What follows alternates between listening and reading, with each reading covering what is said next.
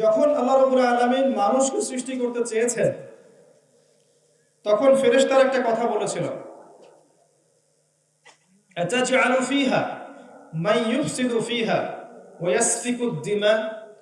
হে আল্লাহ, আপনি পৃথিবীতে কি এমন কাউকে পাঠাচ্ছেন খলিফা করে, যে পৃথিবীতে রক্তপাত ঘটাবে এবং ফাসাদ সৃষ্টি করবে?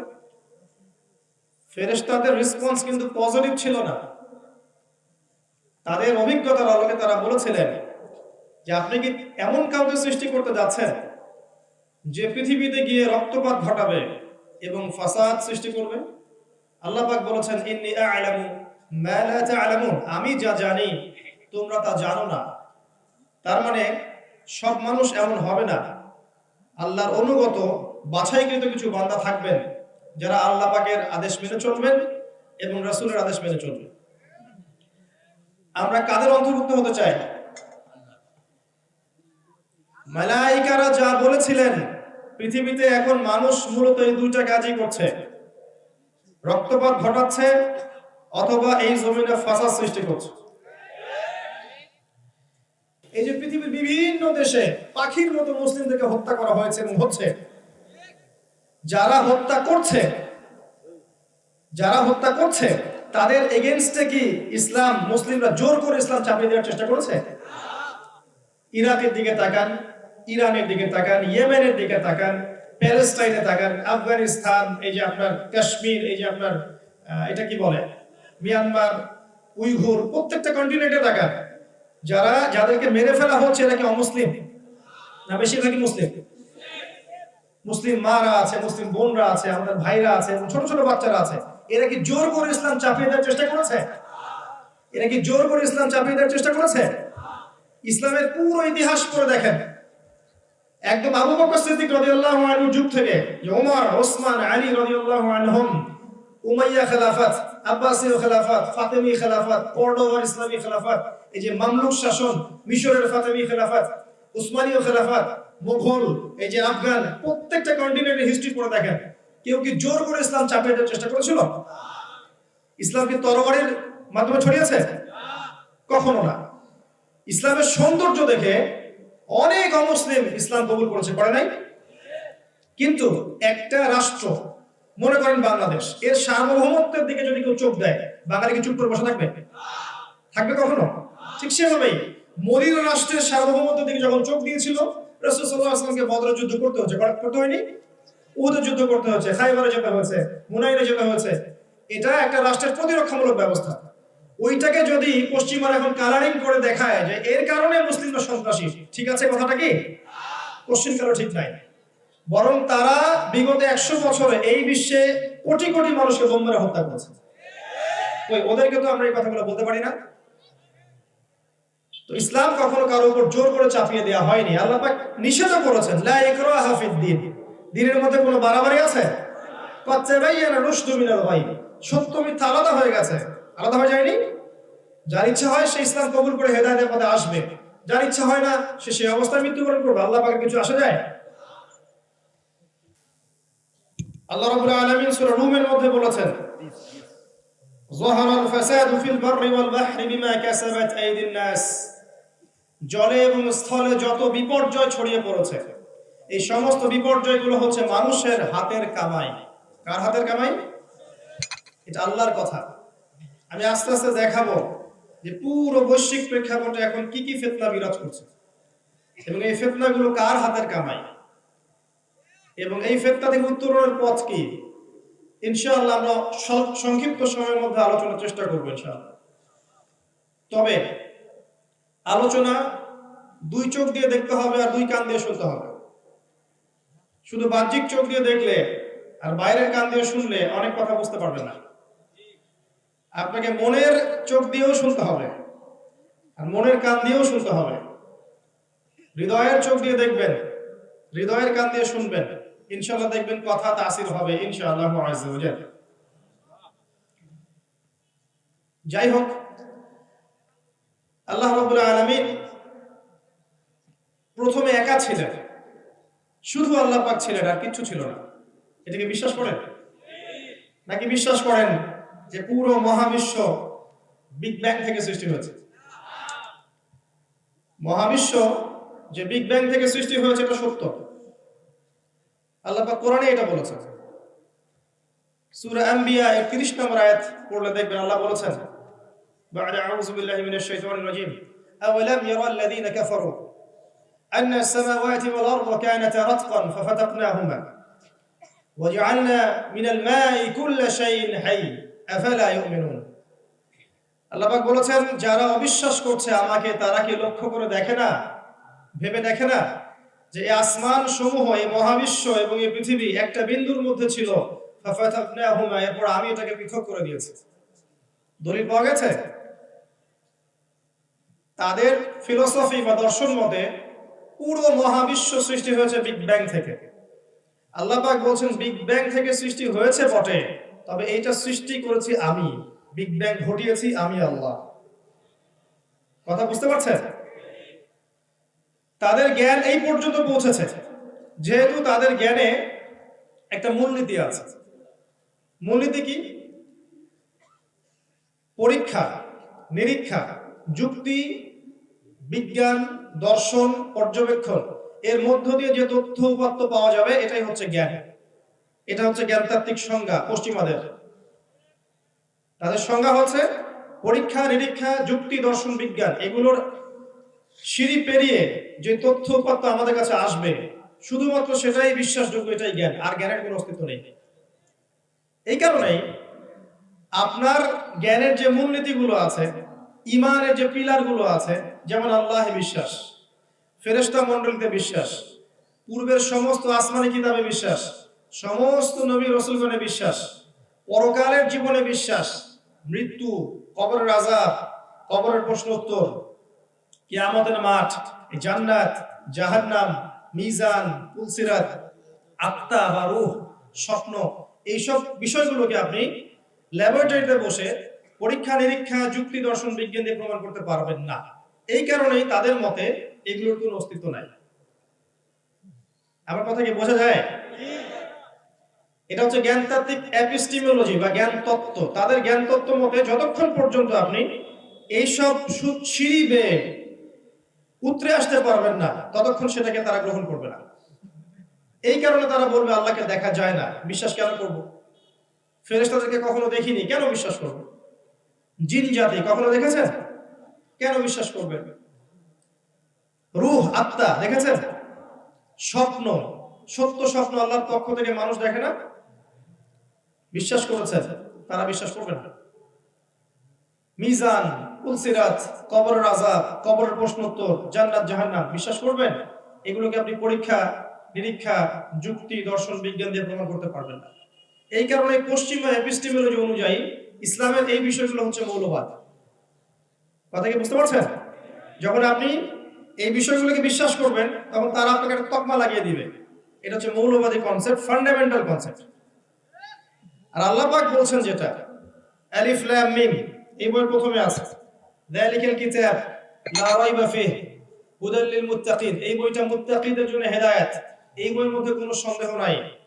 কারা মুত্তাকি? এক নাম্বার কোয়ালিফিকেশন হচ্ছে আল্লাযীনা ইউমিনুনা বিল গায়ব, যারা অদৃশ্যে বিশ্বাস করে। মুত্তাকি কারা? যারা অদৃশ্যে বিশ্বাস করে। আল্লাহ অদৃশ্য, বিশ্বাস করেন? মালায়েকা দেখেছেন, বিশ্বাস করেন? পূর্বের সমস্ত আসমানি কিতাব দেখেছেন? দেখেন নাই। অনেক মুসলিম তো কোরআনও দেখে নাই। এমন অনেক মুসলিম আছে যারা কোরআনও দেখেনি, জীবনে কয়েকবার দেখেছে হয়তো। বাবা মারা যাওয়ার সময় 40-60 দিন, কুলখানির দিন, ব্যাস, দ্যাটস অল। এই কোরআন তার ঘরে পড়ে আছে। আগের নবী রাসূলদেরকে দেখেছেন? এমনকি আমরা আমাদের নবী মুহাম্মদ সাল্লাল্লাহু আলাইহি ওয়াসাল্লামকেও দেখিনি। রূহ বা আত্মাকে ব্যাখ্যা করতে পারবেন? স্বপ্নকে ব্যাখ্যা করতে পারবেন? কবরের আযাব ব্যাখ্যা করতে পারবেন? কবরের প্রশ্ন উত্তর ব্যাখ্যা করতে পারবেন? মালাকুল মউত জান নিয়ে যায়, রূহটা নিয়ে যায়, ব্যাখ্যা করতে পারবেন? পারবেন না। মানুষ মারা গেলে রূহ যখন নিয়ে যায়, হয় ইল্লিনে যাবে না হলে সিজ্জিনে যাবে। এই ইল্লিন আর সিজ্জিন ব্যাখ্যা করতে পারবেন? কিয়ামতের মাঠে আমলনামা ছুড়ে দেওয়া হবে, এই আমলনামা ব্যাখ্যা করতে পারবেন? পুলসিরাত ব্যাখ্যা করতে পারবেন? মিজান ব্যাখ্যা করতে পারবেন? পারবেন না। তাহলে ওদের দর্শন অনুযায়ী এগুলোর কোনো ভিত্তি নাই। কিন্তু আপনাকে যদি জান্নাতে যেতে হয়, মুসলিম হতে হয়, মুমিন হতে হয়, তাহলে অবশ্যই এই গায়েবের পিলারে বিশ্বাস করতেই হবে। তার মানে আপনাকে এই সেন্সে মৌলবাদী হতেই হচ্ছে, না হলে আপনার ঈমান থাকবে না। এই জ্ঞানতাত্ত্বিক দর্শনের কারণে অনেক সমস্যা হয়ে গেছে। আমরা পড়াশোনা করছি অনেক কিছুই, এর মধ্যে এই শিরকি আকীদা ঢুকে গেছে। যতক্ষণ পর্যন্ত আপনি এগুলোকে ল্যাবে প্রমাণ করছেন না, ততক্ষণ বিশ্বাস করছেন না। আমেরিকান সংস্থা নাসা যদি বলে যে পৃথিবী থেকে লক্ষ কোটি আলোকবর্ষ দূরে একটা গ্রহের সন্ধান পাওয়া গেছে, যে গ্রহের মধ্যে সোনা আছে, হীরা আছে, জহরত আছে, নদী আছে, দুধের, মধুর, পানির, শরাবের, হুরেন ঈন আছে, জাগর ডাগর চোখওয়ালা, অন্য ক্রিয়েচার আছে, সেখানকার মাটিগুলো মিশকে আম্বরের তৈরি। ওরা যদি বলে আজকেই, আগামীকাল দেখবেন বিশ্ববাসী বিশ্বাস করবে। আল্লাহ পাক এই কথা কোরআনে বলেছেন, বিভিন্ন জায়গায় জান্নাতের কথা বলেছেন। এমন একটা জায়গা আমি রেখেছি মুমিনদের জন্য, মুত্তাকিদের জন্য, যেখানে এই বিষয়গুলো আছে। এমনও বিষয় আছে যা তোমরা কখনো চোখেও দেখোনি, কল্পনাও করতে পারো না, কিন্তু আমরা বিশ্বাস করছি না। যারা বিশ্বাস করে তাদেরকে এখন বাঁকা চোখে দেখা হয়। তো জ্ঞানতাত্ত্বিক পার্থক্যটাকে বোঝেন। এই জ্ঞান কোত্থেকে আসলো? আল্লাহ রাব্বুল আলামিন একা ছিলেন, আর কিচ্ছু ছিল না। এরপর আল্লাহ পাক সৃষ্টি করেছেন এই মহাবিশ্ব। কয় দিনে? মাত্র 6 দিনে। এই দিন কি আমাদের দিনের মতো? না, এই দিন আমাদের দিনের মতো নয়। আল্লাহর দিনের হিসাব আর আমাদের দিনের হিসাব এক নয়। আমাদের পৃথিবীর দিনের হিসাব কম বেশ হয়ে যাবে যদি আল্লাহ পাক শুধু একবার বলেন পৃথিবীকে যে গতিতে ঘুরছো, এই গতির চেয়ে একটু কম গতিতে ঘোরো, বা এর চেয়ে একটু বেশি গতিতে ঘোরো। দেখবেন দিন রাতের এই যে 24 ঘন্টা চেঞ্জ হয়ে গেছে। হবে না? আর এই গতির পরিবর্তন হলে সময় পরিবর্তন হবে না? এই পৃথিবীতে 24 ঘন্টা দিন রাত, ওই নেপচুন প্লুটো গ্রহের দিন রাত কি সেম? বৃহস্পতির দিন রাত সেম? সেম না। আল্লাহ পাক এমন জান্নাত মুমিনদেরকে দিবেন যে জান্নাত কাউকে কেন্দ্র করে ঘুরবে না। জান্নাত কাউকে কেন্দ্র করে ঘুরবে না। এই জন্য জান্নাতে কোনো সময়ের শেষ নেই, চিরস্থায়ী জীবন। জাহান্নামে একই অবস্থা, জাহান্নামও কাউকে কেন্দ্র করে ঘুরবে না। তাই জাহান্নামের সময়ের শুরু আছে, শেষ নাই। একসময় আল্লাহ একা ছিলেন, আর কিচ্ছু ছিল না। হুয়াল আউয়াল, তিনি প্রথম। এরপর আল্লাহ পাক কি করলেন? মহাবিশ্ব সৃষ্টি করলেন। তবে তার আগে আরেকটা কাজ করেছেন আল্লাহ। আল্লাহ পাক কলম সৃষ্টি করেছেন। কি করেছেন? কলম। মনে রাখবেন এই কথাটা, আল্লাহ পাক কলম সৃষ্টি করেছেন। এবং কলম সৃষ্টি করে আল্লাহ পাক বলেছেন, উক্তুব, তুমি লিখো। এটা কি রকম কলম আল্লাহ ভালো জানেন, আমরা জানি না।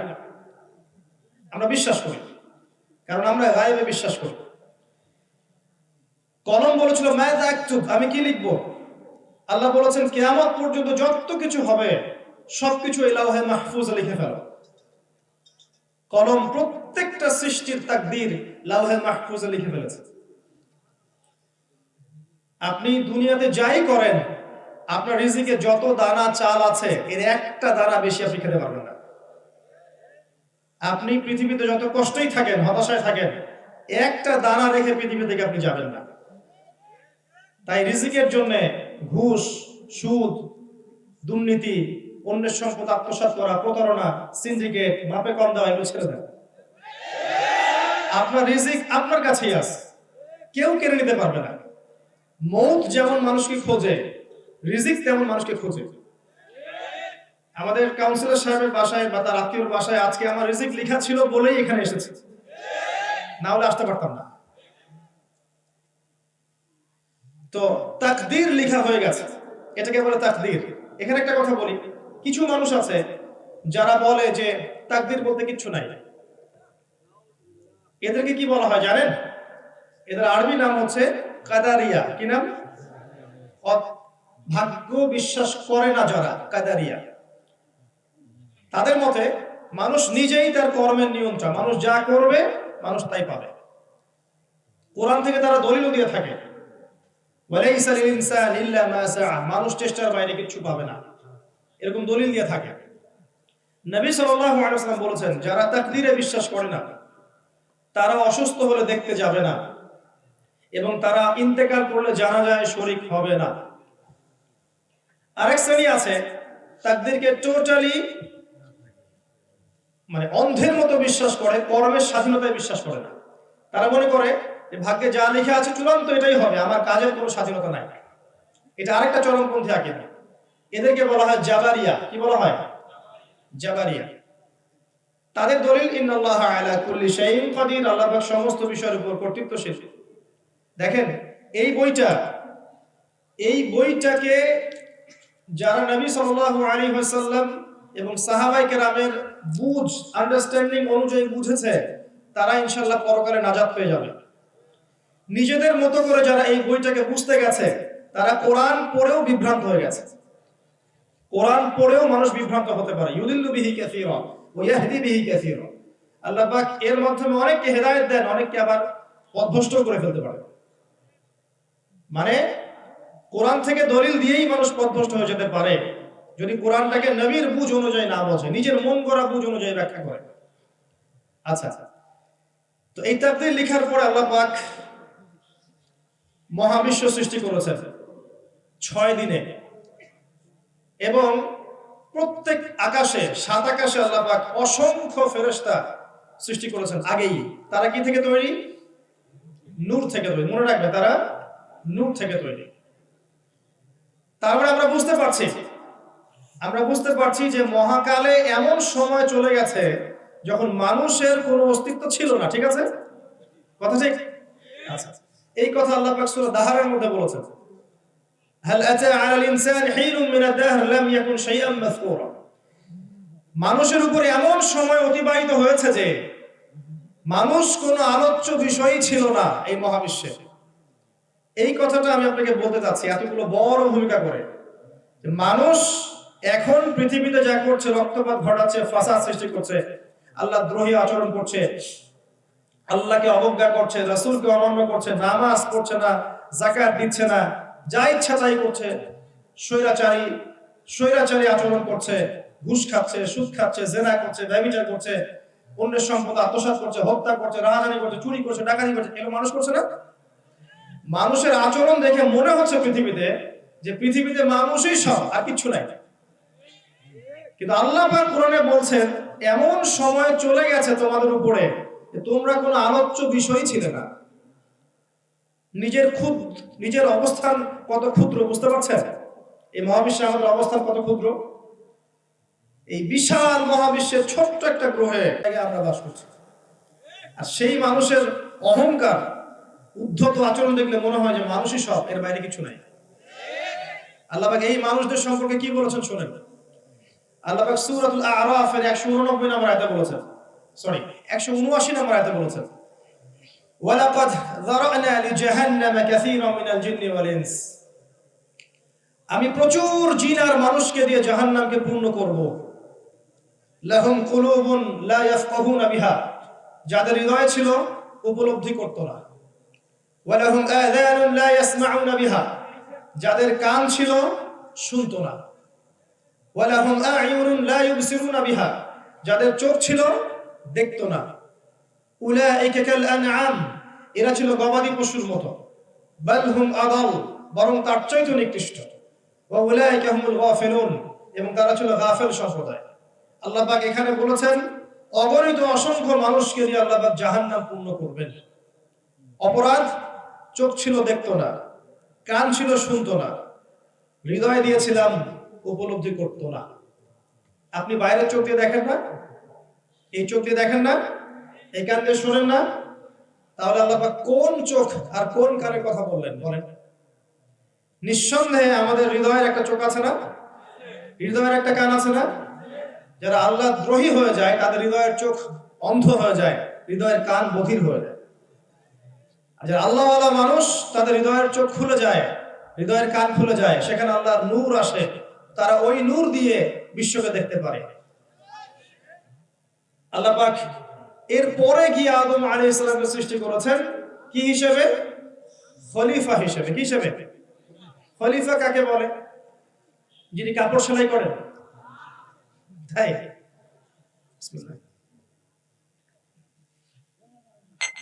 আল্লাহ রাব্বুল আলামিন বলেছেন ওয়াইজ ক্বালা রাব্বুকা লিল মালায়েকা ইন্নী জাইলুন ফিল আরদি খলিফা। স্মরণ করো নবী সেই সময়ের কথা যখন আমি তোমার রব ফেরেশতাদেরকে বলেছিলেন যে নিশ্চয়ই আমি পৃথিবীতে খলিফা পাঠাতে চাই। এই খলিফা শব্দের ব্যাখ্যা কি? প্রতিনিধি। আল্লাহ পাক কোরআনের মধ্যে এই বইয়ের মধ্যে আদম আলাইহিস সালাম বাদ দিয়ে আরো একজন নবীকে খলিফা বলেছেন। তিনি কে? মাশাআল্লাহ, জি, দাউদ আলাইহিস সালাম। দাউদ আলাইহিস সালামকে আল্লাহ পাক খলিফা বলেছেন। এবার শুনেন, আল্লাহ পাক বলেছেন সূরা সাদের মধ্যে, ইয়া দাউদ, হে দাউদ, ইন্না জাআলনাকা খলিফাতান ফিল আরদ, আমরা তোমাকে বা আমি তোমাকে পৃথিবীতে খলিফা করেছি। এবার শুনেন খলিফার কাজ কি। তোমাকে খলিফা করেছি, তারপর আয়াত আছে ফাহকুম বাইনান নাস বিল হক, তোমার ফাংশন হচ্ছে তুমি মানুষের মাঝে ন্যায় বিচার করবে, হকের মধ্য দিয়ে বিচার ফয়সালা করবে।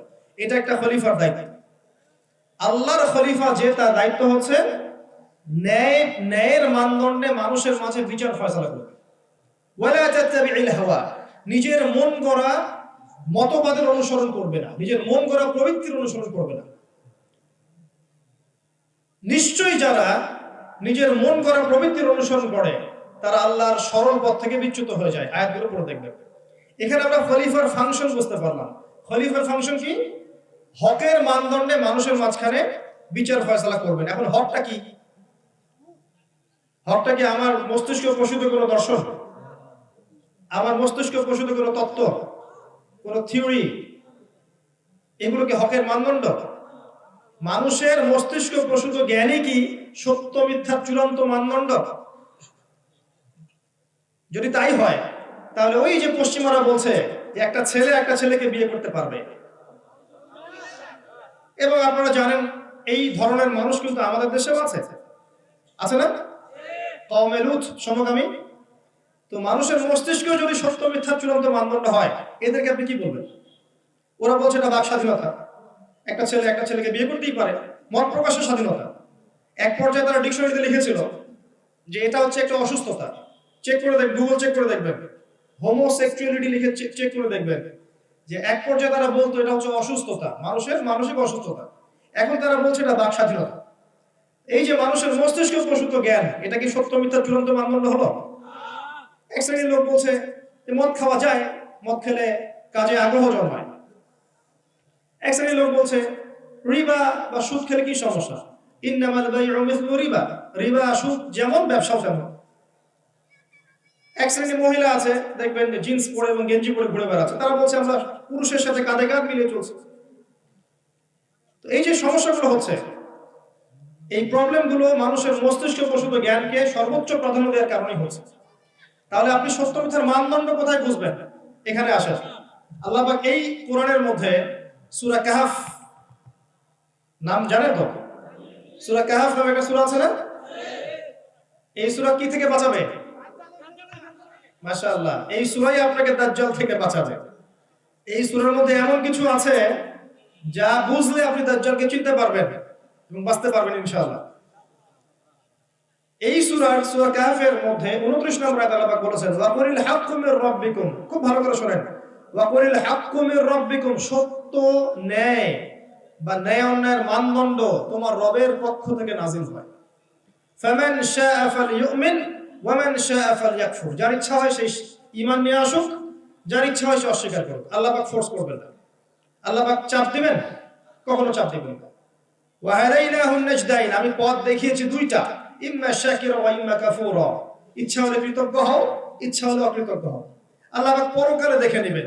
ইন্না আ'তাদনা লিযালিমিনা নারা, আমি জালেমদের জন্য আগুন প্রস্তুত করে রেখেছি।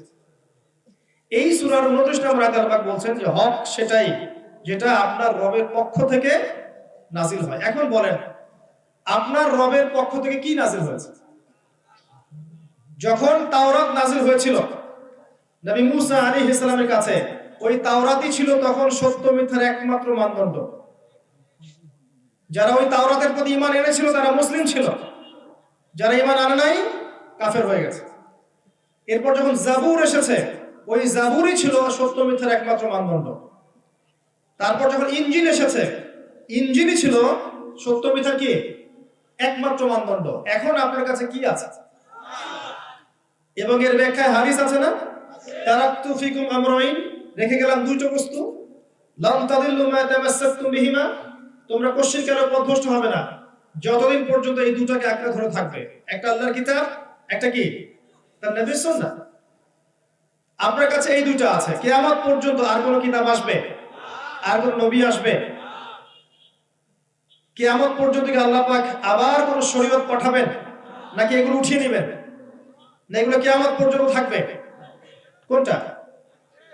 আর এই কোরআন, এই হাদিস, এই ইসলাম, এটা কি নির্দিষ্ট একটা গোত্রের জন্য, একটা রাষ্ট্রের জন্য, একটা সম্প্রদায়ের জন্য, না সারা বিশ্বের সকল মানুষের জন্য? তার মানে আমরা বুঝতে পারলাম ইসলাম, কোরআন এবং হাদিস এগুলো কিয়ামত পর্যন্ত থাকবেই, এবং এটা নির্দিষ্ট কোনো ভাষা, রক্ত, রং, বর্ণ, গোত্র, দেশের জন্য সীমাবদ্ধ নয়। এটা সারা বিশ্বের সকল মানুষের জন্য প্রযোজ্য, এবং কিয়ামত পর্যন্ত সত্য মিথ্যা, ন্যায় অন্যায়ের অন্য কোনো মানদণ্ড আছে? এটা কি বিশ্বাস করেন? আচ্ছা, এবার বলেন, প্রচলিত কোনো বিষয় যদি কোরআন এবং সুন্নাহর সাথে মিলে যায়, আপনি কি নেবেন? কথা বুঝতে পারেন নাই? প্রচলিত অনেক কিছু চলছে এই বিশ্বে, এগুলো যদি কোরআন সুন্নাহর সাথে মেলে, আপনি কি নেবেন না? আর এই বিশ্বে যা কিছু চলছে এর প্রত্যেকটা বিষয় যদি কোরআন সুন্নাহর সাথে না মেলে, আপনি কি নেবেন? কথা কি বুঝতে পারছেন? কথা তো বললেন নিব না, সত্যি কি তাই? পারবেন? যা চলছে সমাজে, বিশ্বে, এর প্রতিটা বিষয়ও যদি কোরআন সুন্নাহর সাথে না মেলে, আপনি কি করবেন? আপনি কোনটা মানবেন?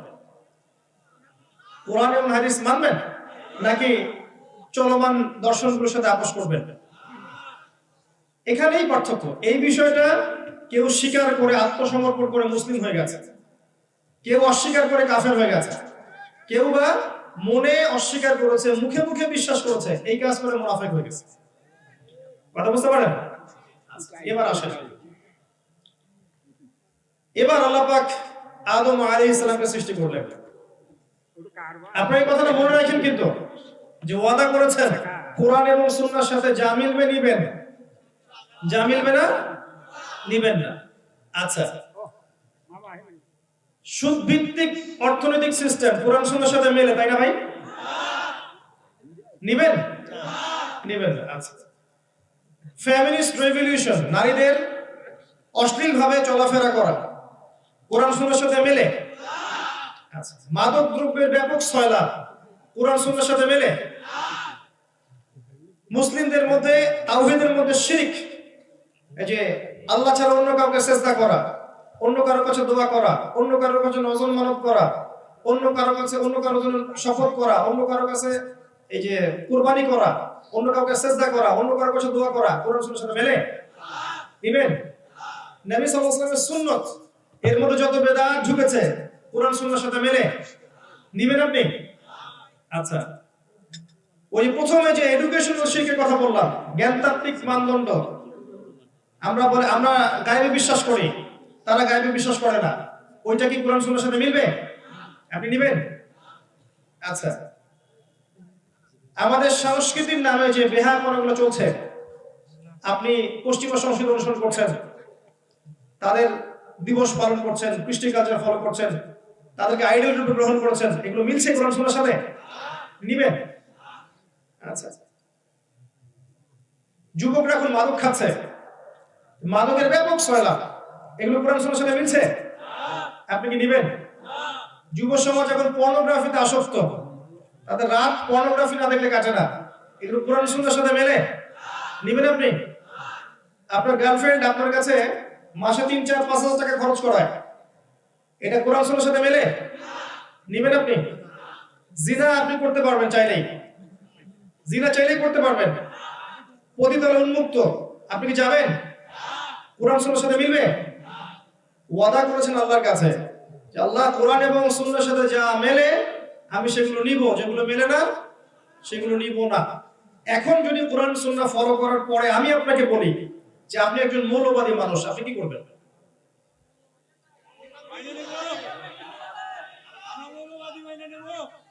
শব্দটার ব্যাখ্যা শুনেন। কোন একটা বিষয়ের মৌলিক বিষয়গুলো যারা মেনে চলে তাদেরকে ফান্ডামেন্টালিস্ট বলা হয়। একটা আদর্শ, একটা দর্শনের, একটা ধর্মের মৌলিক বিষয়গুলো যারা মেনে চলে তাদেরকে ফান্ডামেন্টালিস্ট বলা হয়। একটা ধর্মের মৌলিক বিষয়গুলো, নামাজ, রোজা, হজ, যাকাত, এগুলো যদি না মানে কেউ, সে কি মুসলিম হতে পারবে? এই শব্দটা খারাপ? কখনো খারাপ না। শব্দটা তো ভালো শব্দ। অবশ্যই আপনাকে এটা হতেই হবে, না হলে তো আপনি মুসলিম হতে পারছেন না। হ্যাঁ, একটা বিষয় খারাপ, সেটা কি? জোর করে নিজের আদর্শ অন্যের উপর চাপিয়ে দেয়া। এটা খারাপ না? ইসলাম কি কখনো জোর করে অন্য কারো উপর আদর্শ চাপিয়ে দিয়েছে? এই যে পৃথিবীতে, এবার দেখেন, আসেন বিশ্বের দিকে, এই যে পৃথিবীর বিভিন্ন দেশে পাখির মতো মুসলিমদেরকে হত্যা করা হয়েছে এবং হচ্ছে, যারা হত্যা করছে তাদের এগেইনস্টে কি ইসলাম, মুসলিমরা জোর করে ইসলাম চাপিয়ে দেওয়ার চেষ্টা করেছে?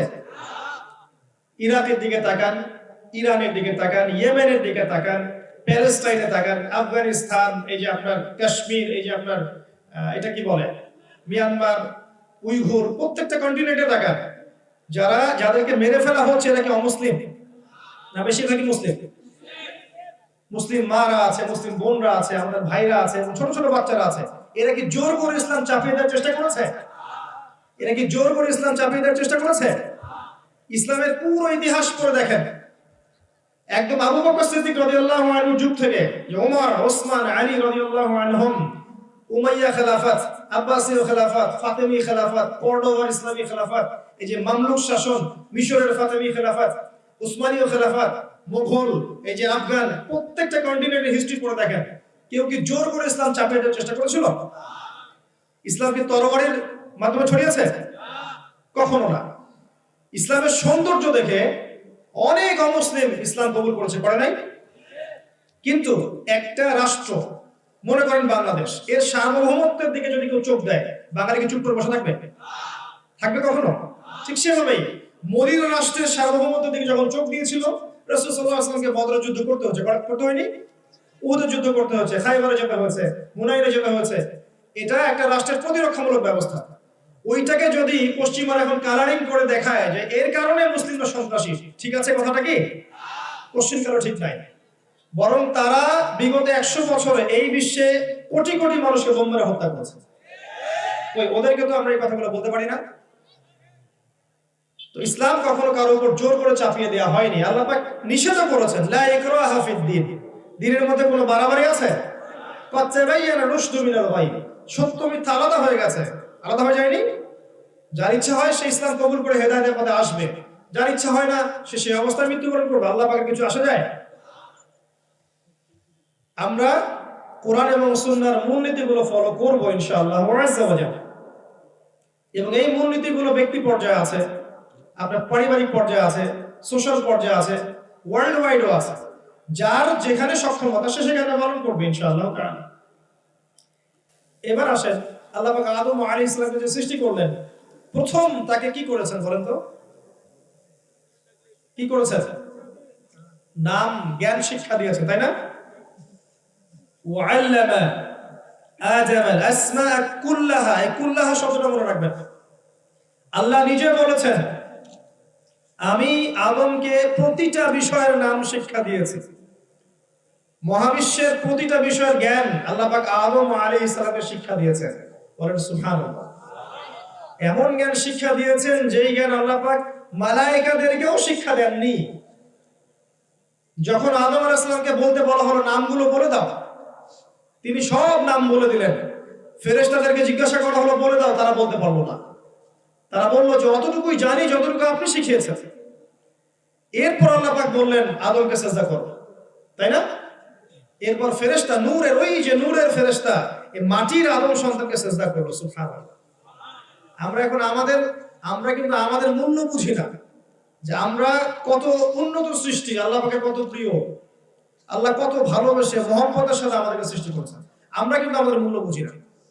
যদি বুঝতাম যে আল্লাহ আমাদেরকে কত ভালোবাসে এবং আল্লাহ আমাদেরকে কি পরিমাণ গ্রহণ করতে চান, আমরা কোশ্চিন গেল বেনামাজি থাকতাম না, বেরোজাদার থাকতাম না, আমরা আল্লাহর অবাধ্য হতাম না।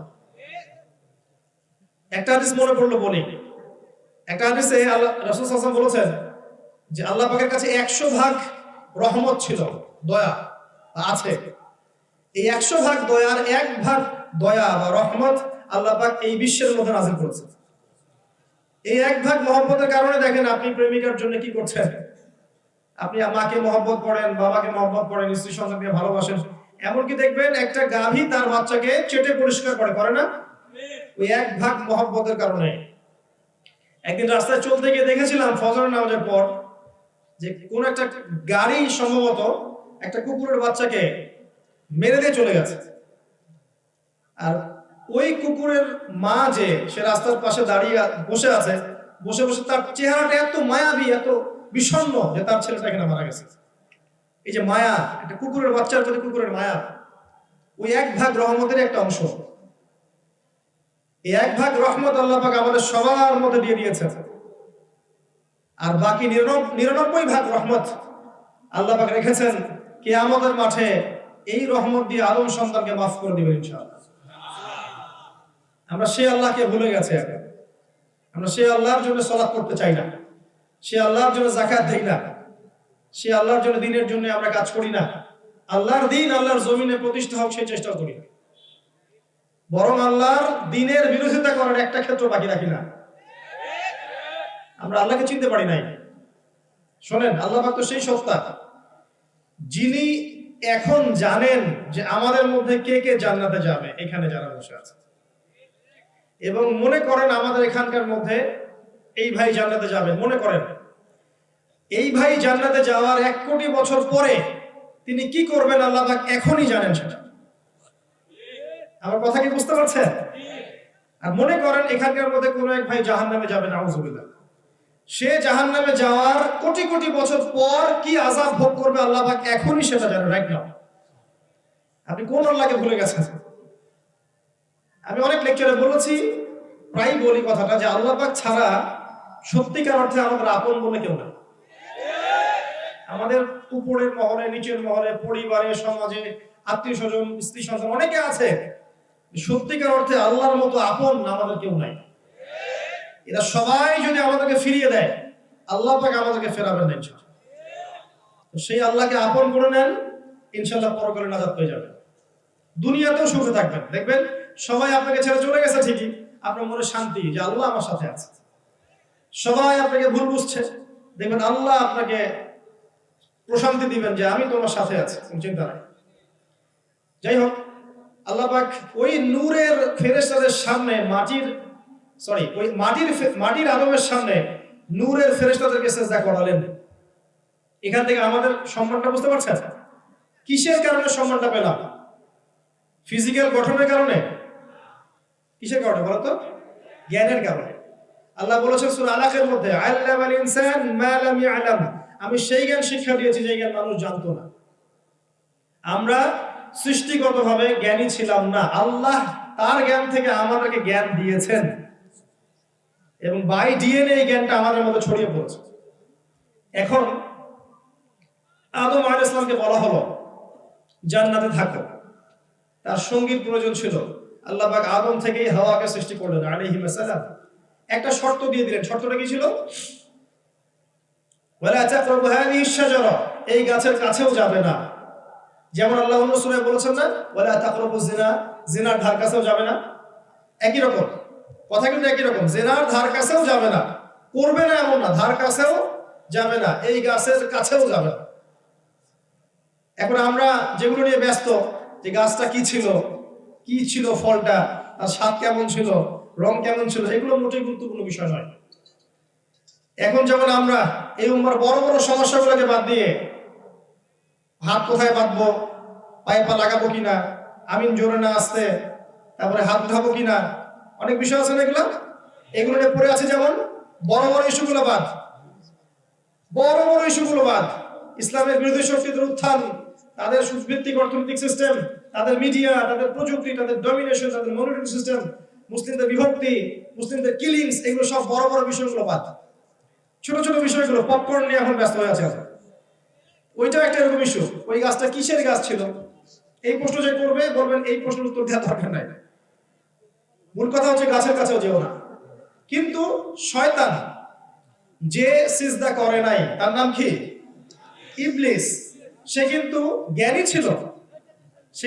ছিল, এবং এক পর্যায়ে সে ফেরেশতাদের সর্দার হয়েছে, কিন্তু আবা ওয়াস্তাকবারা, জ্ঞানী হওয়া সত্ত্বেও সে উদ্ধত হয়েছে, অহংকার করেছে। উদ্ধত হয়েছে, অহংকার করেছে। আবা ওয়াস্তাকবারা ফাতাকুনা মিনাল কাফিরিন, সে কাফেরদের অন্তর্ভুক্ত হয়ে গেল। এখানে মনে রাখবেন, আমি যদি অনেক বড় ডিগ্রি সার্টিফিকেট অর্জন করি, আমার মধ্যে বিনয় না থাকে, অহংকার থাকে, এই জ্ঞান আমার পরকালে কোনো কাজে আসবে না। আমি যত বড় আলেম হই, আমি যত বড় দরবেশ হই, হ্যাঁ, হাফেজে কোরআন হই, কারি হই, মুহাদ্দিস মুফাসসির যেই হই না কেন, মানুষ আমাকে অনেক বড় কিছু বলে ডাকে, ঠিক আছে, আবার ডক্টরেট হই, কেমব্রিজ, অক্সফোর্ড, হার্ভার্ড থেকে পড়ে এসেছি, কিন্তু আপনার ভিতরে যদি অহংকার থাকে, কেবল থাকে, তাহলে আপনার এই জ্ঞান আপনার কোনো কাজে আসবে না। ইবলিস জ্ঞানী ছিল, কিন্তু অহংকারের কারণে আল্লাহ পাক তাকে বের করে দিয়েছে। মনে রাখবেন, অহংকারটা কি? আল্লাহ বলেছেন সেজদা করো, সে সেজদা করলো না, বরং বলল যে খালাকতানি মিন নার ওয়া খালাকতাহু মিন তিন, আমাকে আগুন দিয়ে সৃষ্টি করেছো, তাকে মাটি দিয়ে সৃষ্টি করেছো। এই যে আল্লাহর বিধানের আনুগত্য না করা, নিজের বুঝটাকে শ্রেষ্ঠ মনে করা, এটাই তো অহংকার, এটাই অহংকার। এখন আমরা সে অহংকার করছি না? করছি। আল্লাহ বোঝার তৌফিক দান করুন। এরপর আল্লাহ পাক পরীক্ষা নিলেন। আল্লাহ পাক আগেই জানতেন এগুলো হবে, তাই না? তারা ফল খেয়ে ফেললেন। এখানে খেয়াল করে দেখেন, দুজনেই কিন্তু আদেশ অমান্য করেছেন, ইবলিসও এবং আদম আলাইহিস সালাম। কিন্তু পার্থক্যটা কোথায়? আদম আলাইহিস সালাম যখন ভুল বুঝতে পেরেছেন, সাথে সাথে ইউটার্ন করে আল্লাহর কাছে ফিরে এসেছেন, তওবা করেছেন, আল্লাহকে বলেছেন রব্বানা যালামনা আনফুসানা ওয়া ইল্লাম তাগফির লানা ওয়া তারহামনা লানাকুনান্না মিনাল খাসিরিন। হে আল্লাহ, আমরা জুলুম করেছি নিজেদের নফসের উপরে, আপনি যদি আমাদেরকে মাফ না করেন, আমরা ক্ষতিগ্রস্তদের অন্তর্ভুক্ত হয়ে যাব। আল্লাহ পাক মাফ করে দিয়েছেন। যখনই তিনি তওবা করেছেন, আল্লাহ পাক মাফ করে দিয়েছেন। ইবলিস কিন্তু তওবা করেনি, এই পার্থক্য। এবার তওবা কবুল করার পরে, এই জায়গাগুলো একটু ভালো করে বোঝেন, তওবা কবুল করার পরেও আল্লাহ পাক কিন্তু আর জান্নাতে থাকতে দিলেন না, তাই না? এবার সেখান থেকে নামিয়ে দিলেন এই পৃথিবীতে। সূরা বাকারা 38 এবং 39 নম্বর আয়াতগুলো পড়ে দেখবেন। এখানে একটা আপনি মূলনীতি পাবেন।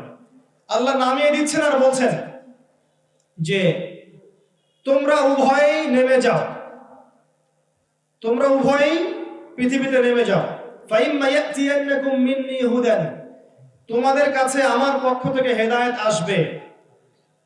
টাইম টু টাইম হেদায়েত আমার পক্ষ থেকে আসবে, আসমানি কিতাব, নবী রাসূল আসবেন। ফামান তাবিআ হুদায়া, যারা আমার হেদায়েত মেনে চলবে, ফালা খাউফুন আলাইহিম ওয়ালা হুম ইয়াহজানুন, তাদের কোনো ভয়ও থাকবে না, কোনো দুশ্চিন্তাও থাকবে না। ঠিক আছে কথা? আচ্ছা, এই সুন্নাত চলে আসছে না? প্রত্যেক যুগে যুগে আল্লাহ পাক আসমানি কিতাব পাঠাচ্ছেন না? নবী রাসূল পাঠিয়েছেন না? সর্বশেষ নবী মুহাম্মদ সাল্লাল্লাহু আলাইহি ওয়াসাল্লাম পর্যন্ত পাঠিয়েছেন। এটা একটা সূত্র। এরপরে আল্লাহ পাক বলেছেন ওয়াল্লাযীনা কাফারু ওয়া কাযযাবু বিআয়াতিনা, কিন্তু মনে রাখবে, যারা হেদায়েত আসার পরেও আমার আয়াতকে অস্বীকার করবে, মিথ্যা প্রতিপন্ন করবে, ফাউলাইকা আসহাবুন নার, এরা হবে জাহান্নামের অধিবাসী। হুম ফিহা খালিদুন, তারা সেখানে চিরস্থায়ী হবে। এই হচ্ছে কোরআনের সহজ সরল একটা জীবন দর্শন। আল্লাহর হেদায়েত আসবে, আপনি যদি মানেন, ইনশাআল্লাহ আপনি সেই জান্নাতে যাবেন যেখান থেকে এসেছেন। যদি না মানেন, আল্লাহ বলেছেন চিরস্থায়ী জাহান্নামে দিবেন ইবলিসের সাথে, এবং সেখানে আপনি চিরস্থায়ী হবেন, কেউ আপনাকে বাঁচাতে আসবে না। এই হলো সহজ সরল জীবন দর্শন। যত তত্ত্ব উপাত্ত দর্শন বিজ্ঞানী খাটান না কেন, এর চেয়ে সহজ সরল কোনো জীবন দর্শন নেই। এটাই চূড়ান্ত, এর বাইরে কিছু নেই।